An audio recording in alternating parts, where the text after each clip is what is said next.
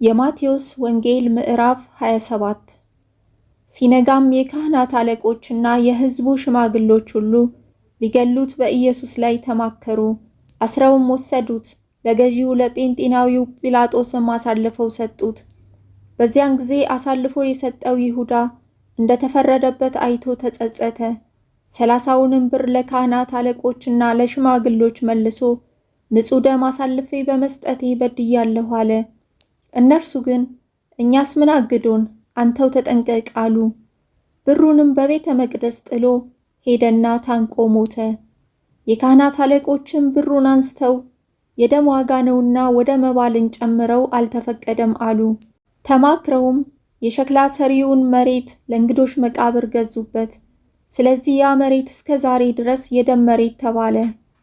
በዚያን ጊዜ በነቢዩ በኤርምያስ የተባለው ከእስራኤል ልጆችም አንዳንዶቹ የተገመተውን ዋጋ 30 ብር ያዙ፣ ጌታም እንዳዘዘኝ ስለ ሸክላ ሰሪ መሬት ሰጡት የሚል ተፈጸመ።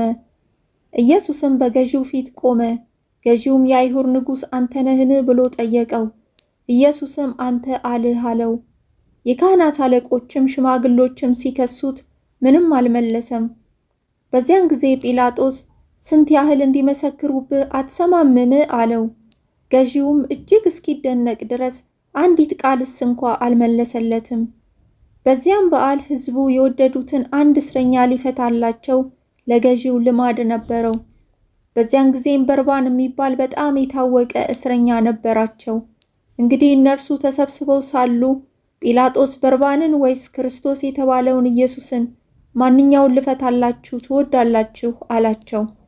በቅንዓት አሳልፈው እንደሰጡት ያውቅ ነበርና።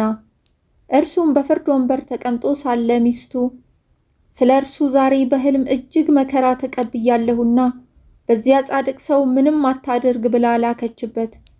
የካህናት አለቆችና ሽማግሎች ግን በርባንን እንዲለምኑ፣ ኢየሱስን ግን እንዲያጠፉ ሕዝቡን አባበሉ። ገዢውም መልሶ ከሁለቱ ማንኛውን ልፈታላችሁ ትወዳላችሁ አላቸው። እነርሱም በርባንን አሉ። ጲላጦስ ክርስቶስ የተባለውን ኢየሱስን እንግዲህ ምን ላድርገው አላቸው። ሁሉም ይሰቀል አሉ። ገዢውም ምን ነው ያደረገው ክፋት ምንድን ነው አለ። እነርሱ ግን ይሰቀል እያሉ ጩኸት አበዙ። ጲላጦስም ሁከት እንዲጀመር እንጂ አንዳች እንዳይረባ ባየ ጊዜ ውሃ አንስቶ እኔ ከዚህ ጻድቅ ሰው ደም ንጹሕ ነኝ፣ እናንተ ተጠንቀቁ ሲል በሕዝቡ ፊት እጁን ታጠበ። ሕዝቡም ሁሉ መልሰው ደሙ በእኛና በልጆቻችን ላይ ይሁን አሉ። በዚያን ጊዜ በርባንን ፈታላቸው። ኢየሱስን ግን ገርፎ ሊሰቀል አሳልፎ ሰጠ። በዚያን ጊዜ የገዢው ወታደሮች ኢየሱስን ወደ ገዢው ግቢ ውስጥ ወሰዱት። ጭፍራውንም ሁሉ ወደ እርሱ አከማቹ። ልብሱንም ገፈው ቀይ ልብስ አለበሱት። ከእሾህም አክሊል ጎንጉነው በራሱ ላይ በቀኝ እጁም መቃ አኖሩ። በፊቱም ተንበርክከው የአይሁድ ንጉሥ ሆይ ሰላም ላንተ ይሁን እያሉ ዘበቱበት፣ ተፉበትም። መቃውንም ይዘው ራሱን መቱት። ከዘበቱበትም በኋላ ቀዩን ልብስ ገፈፉት፣ ልብሱንም አለበሱት። ሊሰቅሉትም ወሰዱት። ሲወጡም ስምዖን የተባለው የቀሬናን ሰው አገኙ። እርሱንም መስቀሉን ይሸከም ዘንድ አስገደዱት። ትርጓሚውም የራስ ቅል ስፍራ ወደሚሆን ጎልጎታ ወደሚባለው ስፍራ በደረሱ ጊዜም በሐሞት የተደባለቀ የወይን ጠጅ ሊጠጣ አቀረቡለት። ቀምሶም ሊጠጣው አልወደደም። ከሰቀሉትም በኋላ ልብሱን ዕጣ ጥለው ተካፈሉ። በዚያም ተቀምጠው ይጠብቁት ነበር። ይህ ኢየሱስ የአይሁድ ንጉሥ ነው የሚል የክሱን ጽሕፈት ከራሱ በላይ አኖሩ። በዚያን ጊዜ 2 ወንበዶች አንዱ በቀኝ አንዱም በግራ ከእርሱ ጋር ተሰቀሉ።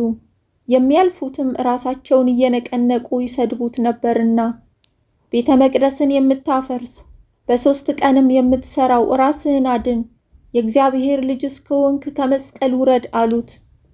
እንዲሁም ደግሞ የካህናት አለቆች ከጻፎችና ከሽማግሎች ጋር እየዘበቱበት እንዲህ አሉ፣ ሌሎችን አዳነ፣ ራሱን ሊያድን አይችልም። የእስራኤል ንጉሥ ከሆነ አሁን ከመስቀል ይውረድ፣ እኛም እናምንበታለን። በእግዚአብሔር ታምኗል፣ የእግዚአብሔር ልጅ ነኝ ብሏልና ከወደደስ አሁን ያድነው። ከእርሱ ጋር የተሰቀሉት ወንበዶች ደግሞ ያንኑ እያሉ ይነቅፉት ነበር። ከ6 ሰዓትም ጀምሮ እስከ 9 ሰዓት ድረስ በምድር ሁሉ ላይ ጨለማ ሆነ። በ9 ሰዓትም ኢየሱስ ኤሎሄ ኤሎሄ ላማ ሰበቅታኒ ብሎ በታላቅ ድምፅ ጮኸ። ይህም አምላኬ አምላኬ ስለምን ተውከኝ ማለት ነው። በዚያም ከቆሙት ሰዎች ሰምተው ይህስ ኤልያስን ይጠራል አሉ። ወዲያውም ከእነርሱ አንዱ ሮጠ፣ ሰፍነግም ይዞ ሆምጣጤ ሞላበት፣ በመቃም አድርጎ አጠጣው። ሌሎቹ ግን ተው፣ ኤልያስ መጥቶ ያድነው እንደሆን እንይ አሉ። ኢየሱስም ሁለተኛ በታላቅ ድምፅ ጮሆ ነፍሱን ተወ። እነሆም የቤተ መቅደስ መጋረጃ ከላይ እስከ ታች ከሁለት ተቀደደ፣ ምድርም ተናወጠች፣ ዓለቶችም ተሰነጠቁ፣ መቃብሮችም ተከፈቱ። ተኝተው ከነበሩትም ከቅዱሳን ብዙ ሥጋዎች ተነሱ። ከትንሣኤውም በኋላ ከመቃብሮች ወጥተው ወደ ቅድስት ከተማ ገቡና ለብዙዎች ታዩ። የመቶ አለቃም ከእርሱ ጋር ኢየሱስን የሚጠብቁ መናወጡንና የሆነውን ነገር አይተው ይህ በእውነት የእግዚአብሔር ልጅ ነበረ ብለው እጅግ ፈሩ። ኢየሱስን እያገለገሉ ከገሊላ የተከተሉት ብዙ ሴቶች በሩቅ ሆነው ሲመለከቱ በዚያ ነበሩ። ከእነርሱም መግደላዊት ማርያም እና የያዕቆብና የዮሳ እናት ማርያም፣ የዘብዴዎስም የልጆቹ እናት ነበሩ።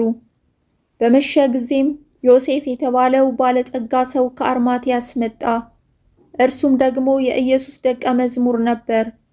ይኸውም ወደ ጲላጦስ ቀርቦ የኢየሱስን ሥጋ ለመነው። ጲላጦስም እንዲሰጡት አዘዘ። ዮሴፍም ሥጋውን ይዞ በንጹሕ በፍታ ከፈነው፣ ከዓለት በወቀረውም በአዲሱ መቃብርም አኖረው። በመቃብሩም ደጃፍ ታላቅ ድንጋይ አንከባሎ ሄደ። መግደላዊት ማርያምም ሁለተኛይቱም ማርያም በመቃብሩ አንጻር ተቀምጠው በዚያ ነበሩ። በማግስቱም ከመዘጋጀት በኋላ በሚሆነው ቀን የካህናት አለቆችና ፈሪሳውያን ወደ ጲላጦስ ተሰበሰቡና ጌታ ሆይ፣ ያ አሳች በሕይወቱ ገና ሳለ ከ3 ቀን በኋላ እነሳለሁ እንዳለ ትዝ አለን። እንግዲህ ደቀ መዛሙርቱ መጥተው በሌሊት እንዳይሰርቁት፣ ለሕዝቡም ከሙታን ተነሳ እንዳይሉ የኋለኛይቱ ስህተት ከፊተኛይቱ ይልቅ የከፋች ትሆናለችና መቃብሩ እስከ 3ኛ ቀን ድረስ እንዲጠበቅ እዘዝ አሉት። ጲላጦስም ጠባቆች አሏችሁ፣ ሄዳችሁ እንዳወቃቸው አስጠብቁ አላቸው። እነርሱም ሄደው ከጠባቆች ጋር ድንጋዩን አትመው መቃብሩን አስጠበቁ።